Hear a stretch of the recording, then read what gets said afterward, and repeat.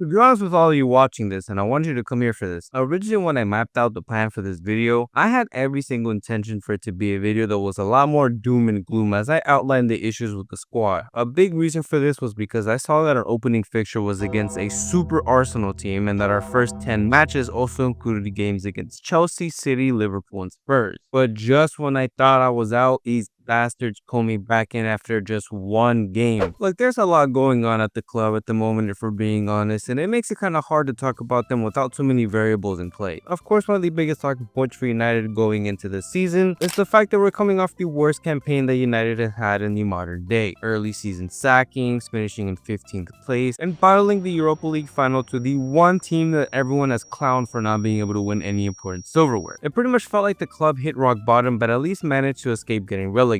But yet, despite all the shortcomings of the club last season, in just one game so far this Premier League campaign, United have already managed to turn the narrative into a positive one. Not a surprise to no one, really. United will lose their opening match to Arsenal 1-0. However, it's the nature of how we lost and what actually happened during this match that has people questioning their assumptions of this United side. I myself in this prediction video had United finishing in 7th place, which I felt was a pretty fair assumption with all things considered. But now after this Arsenal match, I can't help but feel like maybe we're just a little bit better than I thought. And I'll get into the details of the specific match in just a second, but this result was probably the best 1-0 loss that United has had in a long time. The team is still far from perfect, so I'm not saying by any stretch of the imagination that we're all of a sudden going to be in some title race this year, but it's clear that things are not going to be exactly the same from the United side that we saw stinking it up last year, and it's time to explore why that might be, as well as what we saw from this performance that could change things for the club going forward. But real quick, boys, if you're new to the channel, enjoying the video, enjoying the content, don't forget to leave a like, comment, and subscribe. We are dropping weekly football videos on the channel, so make sure you hit that notification bell as well so you don't miss an upload. And if you're not new to the channel, boys, welcome back. Glad to have you around for another video. But with that being said, boys, let's get into what the heck is going on at United at the moment. So clearly, after a disastrous season last year, work needed to get started right away on fixing that mess. A major issue with this United side last year was that our attackers were usually playing with their shoelaces tied together, and we struggled to really score goals. If you look at the table, we conceded the same amount of goals as Villa and Brighton, who finished in 6th and 8th respectively, but we would score at least 20 less goals than them. The powers that be needed to figure out a way to add goals into the side drastically, so just hours after the Premier League season wrapped up, it was announced that United would be signing Matheus Cunha for his €62.5 million release clause. Cunha alone has been the maverick and driving force for Wolves during his time with the club, and last season alone he managed to secure himself 17 goals and 6 assists, with 15 of those goals being in the Premier League. Even if he would go on to score just half of those goals, this would be a massive improvement to the side based on his ability alone. But from here, there was still work to do, and United will remain active in the transfer window as the summer went on. There was hopes that the squad as a whole would be addressed, because while yes, the attack desperately needed a makeover, the need for a reliable midfielder that actually suits the system, as well as a keeper with hands, should ideally be as much of a priority. But the next major arrival for United wouldn't come until July, when Brian Mbeumo would be secured from Brentford for €70 million.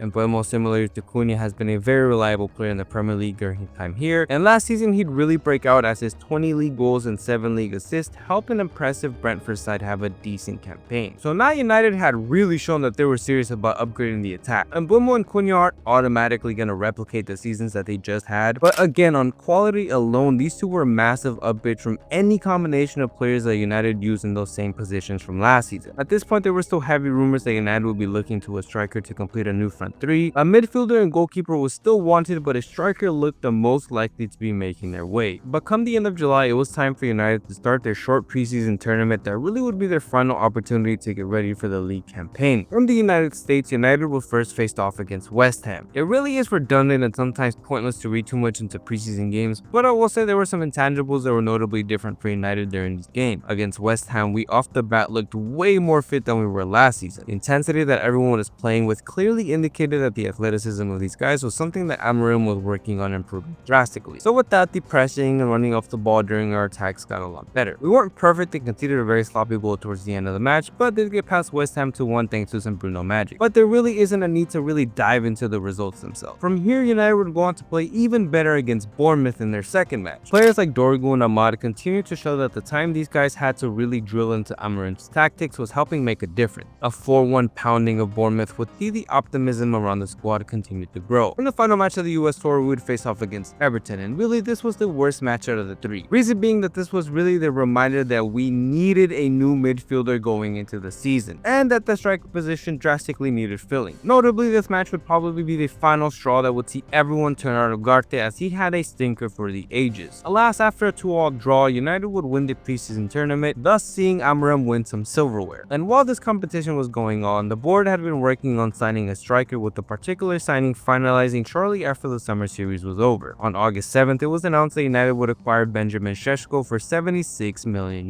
While not as much of a nailed-on Premier League player like Acuna or Mbeumo, Šeško had been considered one of the best attacking prospects of recent years. Fundamentally and even statistically, he's seen as a major upgrade on Højlund, so there's hope that pairing him with the rest of the new firepower will aid his development and thus allow United to drastically improve that goal tally from the year before. Šeško is seen as an athletic freak, but definitely will have to come out swinging for United when it comes to goal scoring. But nonetheless, United finally have their new look attack. The club would play their final friendly before the Arsenal match against Fiorentina at Old Trafford. Here they would announce the new front three as well as the incoming Diego Leon in front of the Old Trafford faithful, and there was again a build of optimism. Unfortunately, the game wouldn't go as well as the presentation. Some shocking set piece defending, which was something that was also present last year, would see Fiorentina score a free corner. From here, United would generate some decent-ish chances, with the equalizer coming at around the 25th minute. During this match, the quality of the attackers on display was evident, so it was clear that eventually they were gonna click, but the lack of solidity in the midfield position just continued to cause the team so many issues. We'd win eventually on penalties, but given how the last two matches had now played out, it wasn't the best feeling in the world going into the match against Arsenal. Again, in large part due to the issues that we had in the midfield and how uncertain we are at the goalkeeper position. But it wasn't all doom and gloom. Cunha was playing with a bit of nerves, but was still able to show the quality that we bought him for. And like I mentioned, players like Dorgu, Ahmad, Yoro, and Mount had all shown leaps in quality, specifically in the system, which is huge considering how organized things felt at times last year. Change was still needed in the midfield and the goalkeeper position, but things were feeling better. But interestingly enough, sometime after that friendly against Fiorentina, we would start to garner some ties to Baleva from Brighton. Carlos Baleva last season was the next in line of the great gems that Brighton always produces. A player that has the technical ability, driving power, and defensive poise that he has is literally a perfect fit for this Amorim system. It would be reported that Baleva had no problem joining United, that we really wanted him, and that for the most part we had no problem splashing over €100 million for him. But it was also reported that Brighton did not want to or did not feel the need to sell him. I myself am a Baleva, but this deal has proven to be a difficult one for the club, and it unfortunately wasn't able to get done before the Arsenal game. In my opinion, it seems unlikely that it's going to happen this summer, but you never know, the window's still open. With that, United has been looking for some other midfielders, and we're still linked to a few keepers, but there hasn't been any solidified movement in those positions yet. Meaning the squad would be the same from the Fiorentina match to the Arsenal match. There was no time to see what Amorim's side was capable of doing against the big dog in the league. The expectation was always really going to be that Arsenal would come out of this match with a relatively easy win. Matches at Old Trafford had been difficult for them, but ultimately they on paper given many factors were the better team, and thus pounding was expected. And that all for whatever reason went completely out the window as soon as the first whistle blew. To get the elephant out the room first. Yes, like I mentioned earlier, Arsenal would end up winning the game 1-0. Our goal would come from Arteta's bread and butter as they capitalized on weak goalkeeping off a corner. At the end of the day, they are the ones that came out of the match with the 3 points, which ultimately is the main objective of these games. And in the grand scheme of things, what matters the most. However, the context of what happened in the game is just as important. For whatever reason, United from minute 1 were generating chance after chance after chance. I don't know if this is something that's going to continue to happen, especially against teams that sit deeper against us, but it felt like we were just breaking down Arsenal through our build-up play pretty much at ease. Cunha specifically on his Premier League debut for the club had an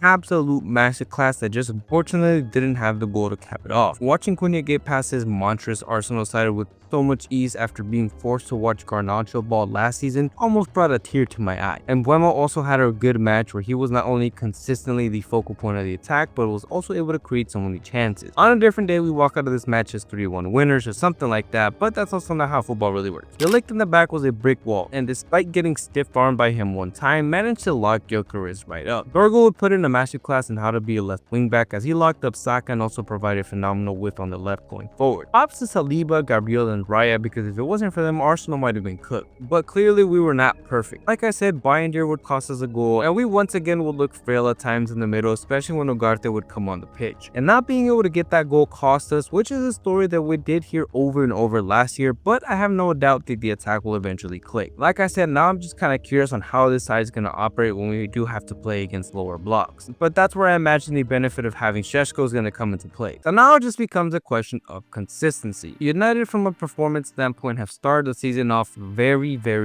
good, but there's just those massive holes in the squad that are really hard to look past. Yes, we outplayed Arsenal on the first match week, an Arsenal side that is poised, a position to go and challenge the league, that finally got a striker that have depth, and we played them off the park, but we lost. And of course, there can be grace in defeat. Not every defeat's going to be some blowout where United just play absolutely terrible. Teams have okay losses, right? Or are we going to be able to maintain this? But also, like I keep saying, how is this going to look against teams that sit deeper against us? I keep saying that eventually the attack's going to click, but what if it just doesn't? These are all kind of questions that are going on around that United. I will say though, if we play like this the entire season, I mean, hey, there's a chance we finish higher than my 7th place prediction. Going off the first game, I think we're better than I thought we were going to be, and also just better than a lot of people kind of expected us to be. But it's just those key missing links that we are missing that could end up just being the downfall of the club.